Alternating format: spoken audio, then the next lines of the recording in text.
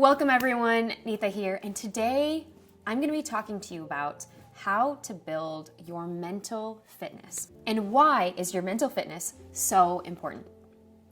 Well, basically, when you are building your mental fitness, it really allows you to go through some tough situations and basically endure anything and navigate during tough times. So why is it important? Just like you put your workout clothes on and go to the gym every single day and exercise, I would love for you to go to the mental gym and work out your mental strength so that you can build that mental toughness, that grit, that resilience, and all of the characteristics like courage, being brave, and also the ability to regulate your emotions and be aware of your emotions so that when things arise that are not in your control, you actually have a better way to handle it.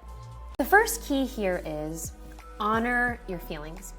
Honor those feelings of helplessness and lack of control. Because it's the reason why we cannot control the things that happen to us, or we think we can't control the things that happen to us.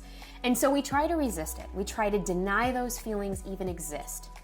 We try to put them aside and we try to distract ourselves with busyness, with alcohol, drugs, and other things just so that we don't have to experience them. But what if instead of putting it to the side, you embrace them? And you kind of sit with those feelings. Now, this might be very challenging in the beginning. I would recommend maybe having a journal to write it out and literally describe what your emotions are at that moment. And why are you feeling the way you are feeling? A lot of times, expressive writing or journaling, even 10 minutes a day when you are building this habit, like any other habit, will allow you to release a lot of that on paper. And journaling has been used for thousands of years. It's the way ideas get to come alive. And a lot of times, with self-introspection, when we actually look within, we can find some gems and tools that have already been sitting within us. Simply because we're paying more attention to our feelings. And instead of denying that they exist, we're actually embracing them. So maybe you want to get your journal out and really think about, what is that emotion actually saying about you? What does that situation actually mean to you? And does it really dictate what's actually going on for you right now? Or is this just a season? Is this just a moment? Is this just an instance? And how can you actually move from that? And most importantly, what journaling will actually provide for you is the ability to see sometimes the great gems in every dire situation. What did you learn from that experience? How has it made you stronger as a result? How has it contributed to your resilience or your grit? So these are fascinating ways to spend time not just honoring your feelings, but really taking a closer look at what those feelings and those emotions are actually telling you. The next step is to be able to be aware of what you're actually experiencing. Where are you experiencing it in your body? That's a big one. Most people can't even determine where on their body they're actually experiencing something strange or unfamiliar. Now, I'm going to give you an example. Imagine you are on an airplane and you are seated next to 3 babies. And the plane takes off and you're in midair. And for the entire flight, the babies are actually okay. Now, your worst nightmare happens because descending, the babies start screaming because their ears are plugged. Now, instead of snarking and growling to yourself and wishing, why did you actually get seated next to these 3 babies and why did this have to happen to you? Why not, in that moment, catch yourself and be aware of that judgment? Be aware of those feelings and be aware of, I'm going to do that thing again. I'm going to notice myself getting upset or angry or wishing that this didn't happen, but instead flipping that situation and saying, Okay, I understand. I empathize with those babies because their ears get plugged when there's a change in altitude. And I'm catching myself right now with my emotions. And so I'm therefore able to choose something else because number one, I've been able to empathize with their situation instead of thinking it's all about me. So awareness is so important here. And that's how we begin to start building our mental fitness, is when we begin to notice how our reactions to something that can be completely outside of our control also affects other people. And when you catch yourself in that moment, you can make a better decision. And I'm going to say that again. When you catch yourself in that moment, you can make a better decision because now you are aware and you know better. And you understand why they do what they do. So this brings me to point number 3. Be able to utilize your emotional thermometer as your guide. And yes, when you are starting to play more in tune with the emotions of yourself and the emotions of others, you'll begin to actually make better choices as a result. So like in that example that I shared before about the babies on the airplane, well, everyone knows a hot-headed Nelly. And a hot-headed Nelly always gets angry at situations and maybe doesn't even take responsibility for their actions. They scream, they yell, they blame other people, and it's never really their fault. But they're constantly harping negativity. We probably all know somebody that does this. So when you're in contact with a hot-headed Nelly, you can make a choice.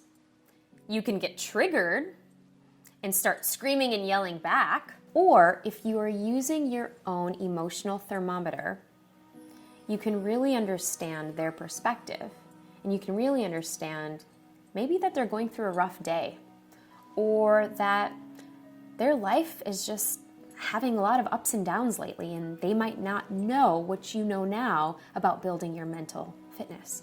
So maybe in turn, instead of responding by getting triggered by them screaming at you, maybe you take the high road. And because now you are more aware of how your emotions guide you, you can make a better choice. You see, we can get triggered all the time. And a lot of times it's by people that probably mean the most to us. And we can make a decision whether we want to actually be there for them and not take it personally. This is the key to not being able to take something personally, but know that maybe they're just having a moment. And for you to be able to see from their lens what's happening to them. So really, let your emotions be your guide. And when you encounter hot-headed Nelly, you'll be the coolest cucumber on the block. Okay, number 4, build your inspiration well. Now this is huge for building your mental fitness because we all need inspiration. When we're not feeling good, when we have just had a bad day, when we have encountered a breakup or something unfamiliar or completely unexpected happened, we all need that inspiration. So, where do you draw your inspiration from?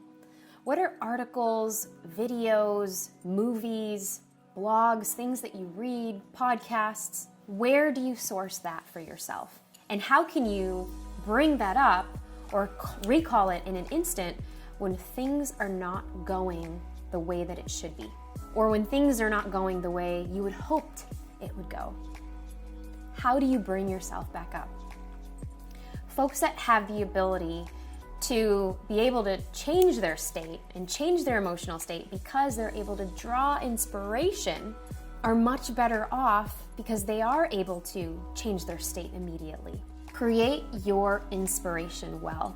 So examples of this, where you can actually create on your own, could be articles, mantras, blogs, and constant reminders of who you are and how amazing you are. And especially when you're going through tough times or any sort of funk, maybe it's a bad day, you can instantly turn to those things that actually light you up. Okay, and this is your bonus. This is your bonus, but this actually puts everything together that we've been talking about in this video. Create your 4 Moss kit. And this is what I call create your emotional grit kit. Now, it's what I've used in open and closed door conversations with people, in conferences, in workshops, virtual and live, and it's actually in my best-selling book, Emotional Grit. Now, creating your emotional grit kit, which is your 4 MOS, is basically just an acronym, and it stands for movement, meditation, mantras, music, appreciation, and senses. And I'm gonna break that down for you so that even if you didn't get anything out of this video, you basically can actually create your emotional grit kit. And you can even share it in the comments below. So, your movement. How are you moving your body? How are you elevating your state? If you are experiencing a low energy or really tough day, how are you adding music? What music elevates you? What music gets you pumped? What gets you in the flow? Is it reggae, R&B, rap, Bollywood, dance music? This is where you get to be creative. Create your playlists that help you get into that mood whenever you're feeling in a slump. But there's a reason why meditation apps are the norm. I mean, studies have shown that people who meditate daily are able to build that mental toughness. Whether it's 3 minutes, 5 minutes, 10 minutes, or 20 minutes a day, this should be your go-to. Now, appreciation. And appreciation can be in the small wins. How are you appreciating things that are happening in your life? Maybe it's a person or situations or experiences. How can we have more appreciation there? And lastly, senses. We all remember grandma's cooking when we were growing up, and that smell of that dish, for me it was spaghetti and meatballs growing up, and as soon as I would smell that, it would instantly transport me back to when I was a little girl, when I was 5 years old. But what kinds of scents or recipes or things kind of bring you back into feelings of feeling good?